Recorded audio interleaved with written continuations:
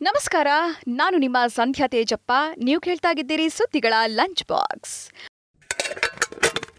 March 1ರಿಂದ ಏನೇನು ಬದಲಾಗುತ್ತೆ, ಯಾವ 100 ಔಷಧ ಅಗ್ಗವಾಗುತ್ತೆ, ದೇಶದಲ್ಲಿ ಶ್ರೀಮಂತರ ಸಂಖ್ಯೆ ಎಷ್ಟು ಹೆಚ್ಚಾಗಿದೆ, ಈ ಎಲ್ಲ ಸುದ್ದಿಗಳನ್ನ ಹೇಳ್ತೇವೆ. ಇದರ ಜೊತೆಗೆ ಪರ್ಸನಲ್ ಫೈನಾನ್ಸ್ ಮತ್ತು ಬಿಸ್ನೆಸ್ ಸುದ್ದಿಯೂ ಇರುತ್ತೆ. ಬನ್ನಿ ಸುದ್ದಿಯ ಲಂಚ್ ಬಾಕ್ಸ್ ತೆರೆಯೋಣ.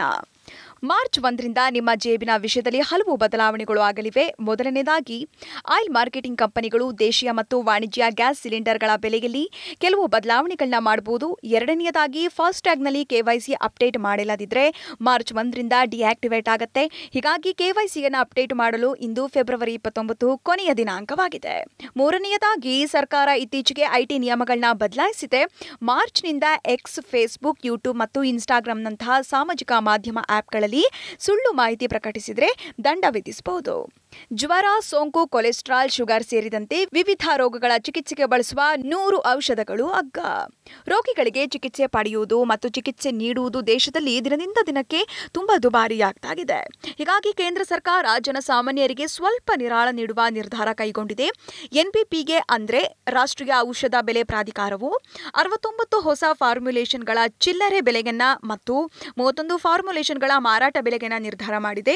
ಹೀಗಾಗಿ ಕೊಲೆಸ್ಟ್ರಾಲ್, ಶುಗರ್, ನೋವು, ಜ್ವರ, ಸೋಂಕು, ಅತಿಯಾದ ರಕ್ತಸ್ರಾವ, ಕ್ಯಾಲ್ಸಿಯಂ, ವಿಟಮಿನ್ D3, ಮಕ್ಕಳ ಆಂಟಿಬಯೋಟಿಕ್ಗಳು ಸೇರಿದಂತೆ 100 ಔಷಧಗಳು ಅಗ್ಗವಾಗುತ್ತವೆ.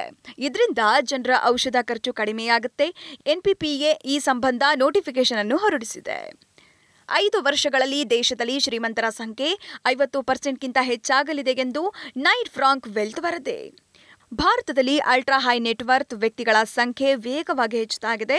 ನೈಟ್ ಫ್ರಾಂಕ್ ವರದಿಯ ಪ್ರಕಾರ 2023ರಲ್ಲಿ ಅಲ್ಟ್ರಾ ಹೈ ನೆಟ್ವರ್ತ್ ವ್ಯಕ್ತಿಗಳ ಸಂಖ್ಯೆಯಲ್ಲಿ 6.1% ಹೆಚ್ಚಳವಾಗಿದೆ. ಅಂದರೆ ಶ್ರೀಮಂತರ ಸಂಖ್ಯೆ ದೇಶದಲ್ಲಿ 13,263ಕ್ಕೆ ಏರಿದೆ. ಆದರೆ ಕಳೆದ ವರ್ಷ ಈ ಸಂಖ್ಯೆ 12,495 ಆಗಿತ್ತು. ಅದೇ ಸಮಯದಲ್ಲಿ 2028ರ ವೇಳೆಗೆ ಭಾರತದಲ್ಲಿನ ಅಲ್ಟ್ರಾ ಹೈ ನೆಟ್ವರ್ತ್ ವ್ಯಕ್ತಿಗಳ ಸಂಖ್ಯೆ 50% ಏರಿಕೆಯಾಗಿ 19,908ಕ್ಕೆ ಏರುತ್ತೆ ಎನ್ನಲಾಗಿದೆ. ಮುಂದಿನ 5 ವರ್ಷಗಳಲ್ಲಿ ಅಲ್ಟ್ರಾ ಹೈ ನೆಟ್ವರ್ತ್ ವ್ಯಕ್ತಿಗಳಲ್ಲಿ ಇಷ್ಟು ದೊಡ್ಡ ಸಂಖ್ಯೆಯಲ್ಲಿ ಏರಿಕೆಯಾದ ದೇಶ ಭಾರತ ಮಾತ್ರ ಆಗಿರಲಿದೆ. ಈ ಕುರಿತು ನೈಟ್ ಫ್ರಾಂಕ್ ವರದಿ ದಿ ವೆಲ್ತ್ ರಿಪೋರ್ಟ್ 2024ರಲ್ಲಿ ತಿಳಿದು ಬಂದಿದೆ. ನೈಟ್ ಫ್ರಾಂಕ್ ವೆಲ್ತ್ ರಿಪೋರ್ಟ್ 2024ರ ಪ್ರಕಾರ 90% ಅಲ್ಟ್ರಾ ಹೈ ನೆಟ್ವರ್ತ್ ಇರುವ ವ್ಯಕ್ತಿಗಳ ಸಂಪತ್ತಿನಲ್ಲಿ ಈ ವರ್ಷವೂ ಭಾರಿ ಏರಿಕೆಯಾಗುತ್ತೆ ಅಂತ ನಿರೀಕ್ಷಿಸಲಾಗಿದೆ. Hyundai Creta N-line offline booking ಪ್ರಾರಂಭ. ಮಧ್ಯಮ ಗಾತ್ರದ ಎಸ್ಯುವಿ ಮಾರ್ಚ್ 11ರಂದು ಬಿಡುಗಡೆ.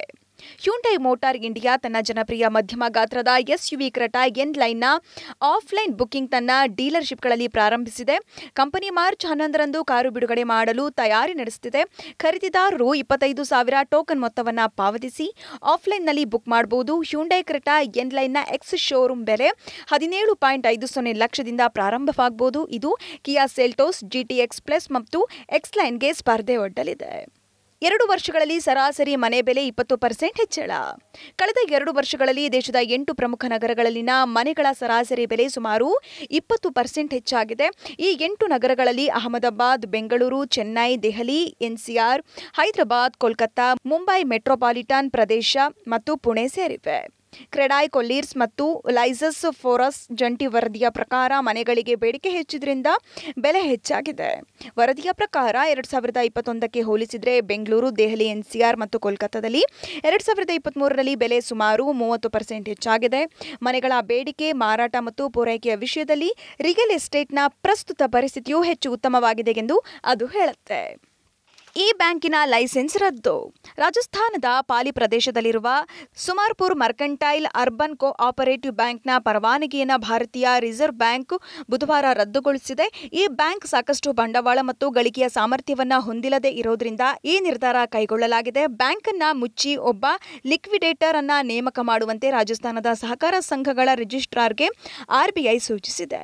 ಇದರ ಪ್ರಕಾರ ದಿವಾಳಿ ಪ್ರಕ್ರಿಯೆ ಮುಗಿದ ನಂತರ ಪ್ರತಿ ಠೇವಣಿದಾರರು ಠೇವಣಿ ವಿಮೆ ಮತ್ತು ಕ್ರೆಡಿಟ್ ಗ್ಯಾರಂಟಿ ನಿಗಮದಿಂದ 5 ಲಕ್ಷದವರೆಗಿನ ಠೇವಣಿಗೆ ವಿಮಾ ಕ್ಲೈಮ್ ಪಡೆಯಬಹುದು. ಕಡಿಮೆ ದರದಲ್ಲಿ ಹಿಟ್ಟು ಅಕ್ಕಿ ಪೂರೈಕೆಗೆ ಒತ್ತು. ಸಾರ್ವಜನಿಕ ಚುನಾವಣೆಗೂ ಮುನ್ನ ಭಾರತ್ ಬ್ರ್ಯಾಂಡ್ ಅಡಿಯಲ್ಲಿ ಹಿಟ್ಟು, ಬೇಳೆಕಾಳು ಮತ್ತು ಅಕ್ಕಿ ಪೂರೈಕೆಯನ್ನು ಹೆಚ್ಚಿಸಲು ಸರ್ಕಾರ ಚಿಂತನೆ ನಡೆಸುತ್ತಿದೆ. ಚುನಾವಣೆಗೂ ಮುನ್ನ ಸಾಧ್ಯವಾದಷ್ಟು ಜನರಿಗೆ ಕಡಿಮೆ ದರದ ಆಹಾರ ಉತ್ಪನ್ನಗಳನ್ನ ತಲುಪಿಸಲು ಸರ್ಕಾರ ಬಯಸಿದೆ. ಇದಕ್ಕಾಗಿ ಪ್ರತಿ ವಿಧಾನಸಭಾ ಕ್ಷೇತ್ರದಲ್ಲೂ ಭಾರತ್ ಬ್ರ್ಯಾಂಡ್ ಉತ್ಪನ್ನಗಳನ್ನ ಸಾಕಷ್ಟು ಪ್ರಮಾಣದಲ್ಲಿ ಒದಗಿಸುವಂತೆ ಯೋಜನೆ ರೂಪಿಸಲಾಗಿದೆ. ಇದರಿಂದಾಗಿ ಚುನಾವಣೆ ಸಮಯದಲ್ಲಿ ಹಣದುಬ್ಬರದ ವಿಷಯದಲ್ಲಿ ಸರ್ಕಾರ ಸ್ವಲ್ಪ ನಿರಾಳವಾಗಬಹುದು.